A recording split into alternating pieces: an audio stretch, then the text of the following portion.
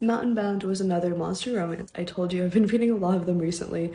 Who doesn't like a guy who likes animals? The main character is POC, and there are a lot of interesting discussions about both like race and environmentalism in this book.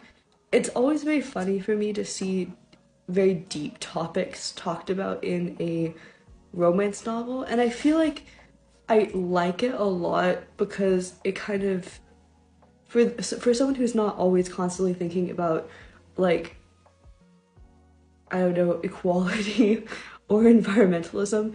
I mean, I'm sure there are those people. It's kind of nice to see it represented in a like unexpected setting. I mean, because if you're just ignoring it, then it's like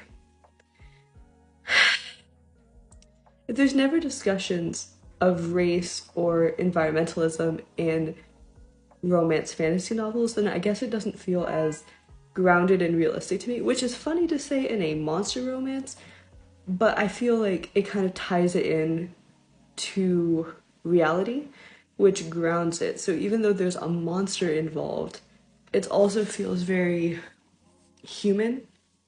Um, because of course there's the difference between monsters and humans, but then there's also the differences that humans place on each other.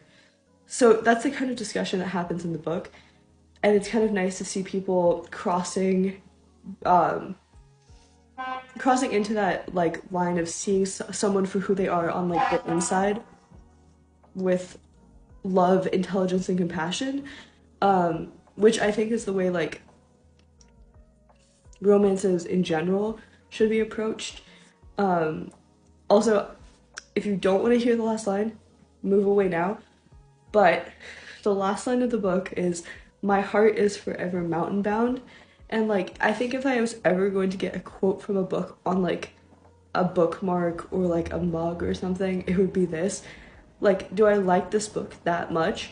I mean, yeah, it was cute. It was like a comfort read. It was like, I don't know, some of the monster romance I read isn't like comforting, but this one just felt very like homey and like protective and compassionate, which I really feel like sometimes I need as like a grounding thing as someone who reads dark romance. This is not dark romance. This is really fluffy and sweet and understanding. And so I feel like I don't know. I think that's the kind of thing I would want on like a mug or something that I would drink like hot chocolate out of. Maybe I'll make one.